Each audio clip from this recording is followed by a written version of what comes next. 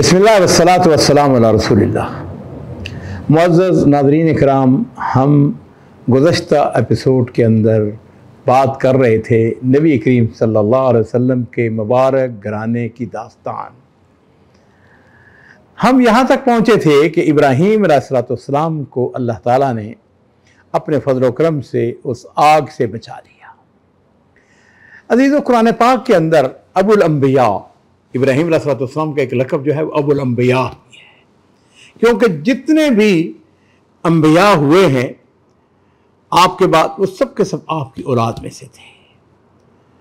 उस ज़माने का एक सरकश और जालिम बादशाह था, उसका नाम था नमरूद बिन कनान, बाबल का बादशाह था। ये शख्स पूरी दुनिया पर हुकूमत करता था। और उलमाए किराम ने, जो सीरत नगार है, उन्होंने लिखा है कि पूरी दुनिया पर सिर्फ 4 बादशाह ऐसे गुजरे हैं जिन्होंने हुकूमत की है। उनमें 2 मोमन थे और 2 काफिर थे। मोमन जो थे उनमें एक का नाम ज़ुल्करनैन था, जिसका सूरह कहफ के अंदर जिक्र है, और दूसरे हजरत सुलेमान अलैहिस्सलाम थे। और इसी तरह जो काफिर थे उसमें एक का नाम नमरूद था और दूसरे का नाम बुख्त नसर। उलमाए किराम जो हैं उन्होंने लिखा है कि नमरूद मुसलसल 400 साल तक हुकूमत करता रहा। और मुर्रखीन ने यह भी लिखा है कि इब्राहीम अलैहिस्सलाम और नमरूद के दरमियान एक मुनाजरा होता है, बड़ा मशहूर मुनाजरा, जिसका सूरह बकरा 3 पारे के अंदर जिक्र है। अलम तरा अल्लज़ी हाज इब्राहीम फी रब्बिही आताहुल मुल्क। तो इमाम इब्न कसीर रहमहुल्लाह जो हैं वो अल-बदाया व नहाया के अंदर लिखते हैं कि नमरूद जो था उसने खाने पीने का सामान जो था, गंदम वगैरह, उसने अपने हाथ में ले रखा था। लोग गल्ला लेने के लिए उसके पास जाते थे। इब्राहीम अलैहिस्सलाम भी उसके पास चले गए। आपस में इनकी कभी मुलाकात नहीं हुई थी। लदी जिस वक्त मुलाकात हुई उसी वक्त मुनाजरा शुरू हो गया। नमरूद ने अपने रब होने का दावा किया। मैंने अर्ज़ किया कि ये सूरह बकरा की आयत नंबर 258, उसके अंदर नमरूद ने कहा कि जब इब्राहीम अलैहिस्सलाम ने कहा ना, कुरान पाक के अंदर आता है, अल्लाह ताला फरमाते हैं अलम तरा अल्लज़ी हाज इब्राहीम फी रब्बिही अन आताहुल मुल्क इज़ क़ाला इब्राहीम रब्बी अल्लज़ी युहयी व युमीत। इब्राहीम अलैहिस्सलाम ने कहा मेरा रब जो है वो जिंदा करता और मारता है। क़ाला अना उहयी व उमीत, उसने कहा मैं भी जिंदा करता और मारता हूं। और फिर उसने पता क्या किया, 2 आदमी उसके सामने पेश होते हैं, उनके लिए सज़ाए मौत का हुक्म हो चुका था। उसने एक को कत्ल करने का हुक्म दिया, दूसरे को माफ कर दिया। इसी तरह उसने ये फरेब, ये धोखा देने की कोशिश की कि उसने एक को मौत दे दी है और दूसरी को जिंदगी बख्श दी है। अजीजों, ये बिल्कुल बेकार बोदा दलील थी। इसका मौजू मुनाजरा जो था ना, उससे कोई तल्लक नहीं था। मुनाजरा क्या था, रब कौन है। तो हजरत इब्राहीम अलैहिस्सलाम ने उसको बड़ी खूबसूरत दलील दी। आपने फरमाया कि मेरा रब वो है याती बिशम्स मिनल मशरिक फाति बिहा मिनल मगरिब। आपने फरमाया मेरा रब वो है, मेरा अल्लाह वो है जो सूरज को मशरक से निकालता है। तू ऐसा कर, इसे मगरिब से निकाल कर दिखा दे। फबुहित अल्लज़ी कहर वल्लाहु ला यहदिल कौमज़ ज़ालिमीन। ये बात सुनकर काफिर जो है, वो जो नमरूद था ना, शिश्तर रह गया, लाजवाब हो गया। तो पता क्या किया उसने इब्राहीम अलैहिस्सलाम को गल्ला देने से इनकार कर दिया। तो जो नाज़रीन किराम, हजरत इब्राहीम अलैहिस्सलाम वहां से अपने घर के करीब जब पहुंचे तो आपने जो मट्टी के जो बोरे थे ना, उनके अंदर मट्टी भर ली। अब बोरे साथ लेके गए हुए थे, कोई गल्ला लेके आऊंगे, गल्ला तो उसने देने से इनकार कर दिया। और मेरे अजीजों, ऊपर जो बैठी हुई जात है वो बड़ी अक्रमुल अकरामीन है, बड़ी करीम है। दिल में सोचा, इब्राहीम अलैहिस्सलाम ने दिल में सोचा कि मैं घर पहुंचूंगा तो घर वाले मुतमईन हो जाएंगे। जिस वक्त घर पहुंचे तो उन्होंने बोरे उतारे, सो गए। और आपकी ज़ौजा मुहतरमा सैयदा सारा, उन्होंने बोरों के पास जाती हैं, देखा उम्दा गल्ले से भरे हुए थे। उन्होंने खाना तैयार किया। जब इब्राहीम अलैहिस्सलाम बेदार हुए, हाँ जी, सो के उठे, देखा खाना तैयार है। अहलिया से पूछा कि ये खाना कहां से आया है। تو زوجہ محترمہ نے جواب دیا، کہنے لگی کہ جو آپ غلہ لے کے آئے ہیں اسی سے تیار کیا ہے۔ ابراہیم علیہ السلام سمجھ گئے کہ اللہ تعالیٰ نے معجزانہ طور پر یہ رزق عطا فرمایا ہے۔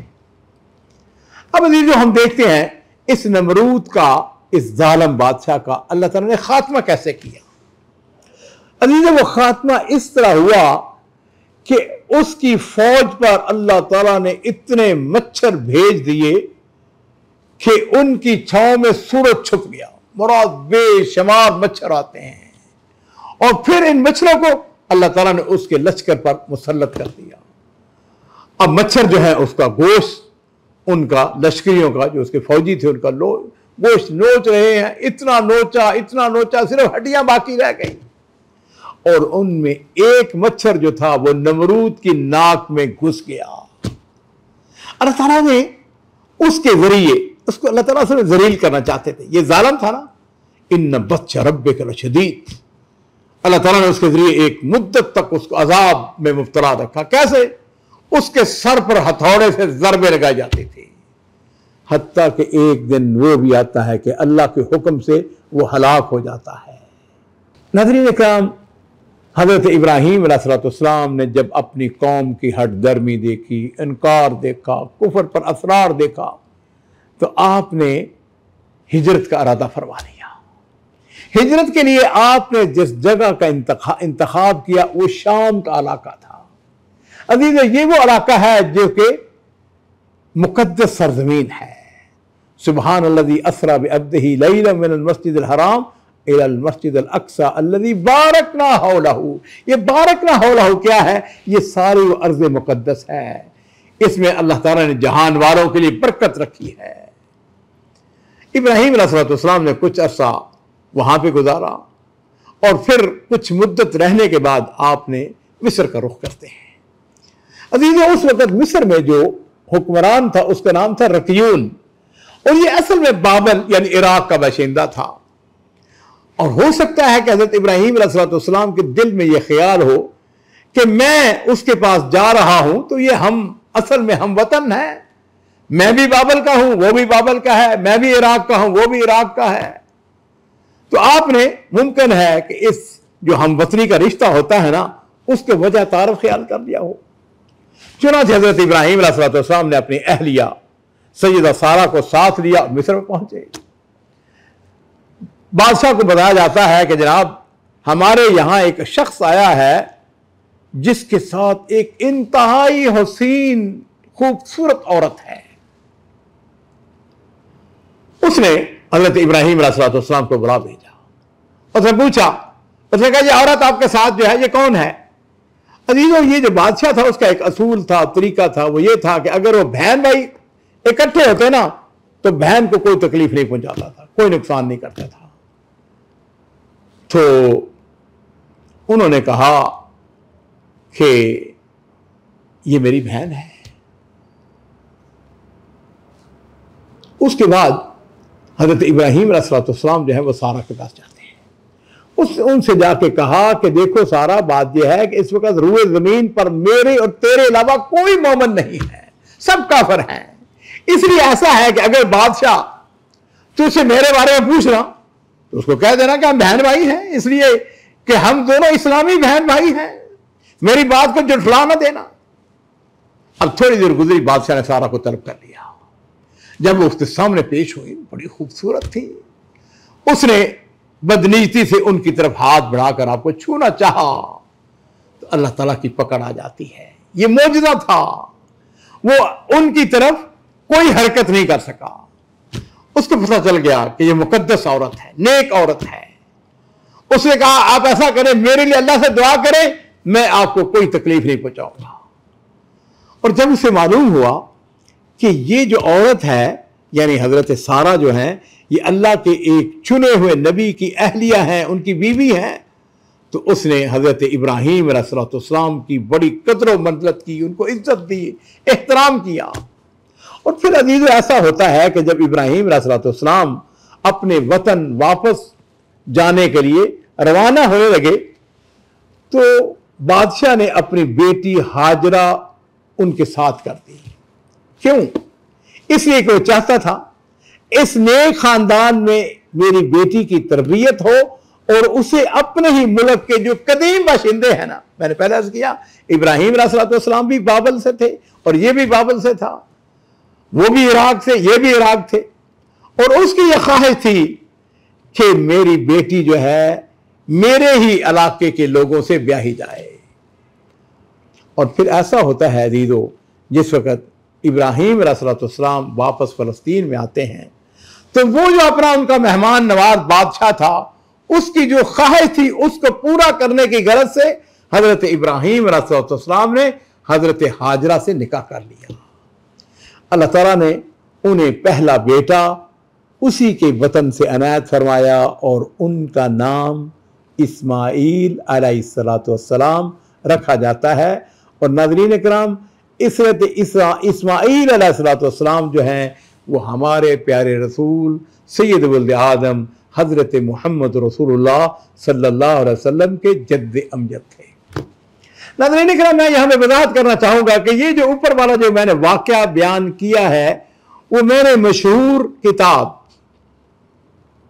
रहमतुल आलमीन, जिसके मुअल्लिफ अल्लामा सलमान मंसूर पुरी, उनकी किताब से लिया है। उनके मुताबिक अल्लामा मंसूर पुरी लिखते हैं अपनी किताब के अंदर, वो कहते हैं कि हजरत हाजरा एक कनीज नहीं बल्कि एक शहजादी थी। और रहीकुल मख्तूम जो कि सीरत की बिलाशुबा बहुत अजीम किताब है, उसके मुअल्लिफ मौलाना सफ़ीर रहमान मुबारकपुरी रहमहुल्लाह जो है वो भी इसी तरफ गए हैं कि बादशाह हादसे की नौइयत से समझ गया कि सारा जो है ना ये अल्लाह ताला की खास नहायत और मुकर्रब बंदी है। चुनांचे वो सैयदा सारा की इस खसूसियत जो थी ना, वो नेक औरत थी, बड़े घराने की औरत थी, हजरत इब्राहिम अलैहिस्सलाम की ज़ौजा मोहतरमा थी।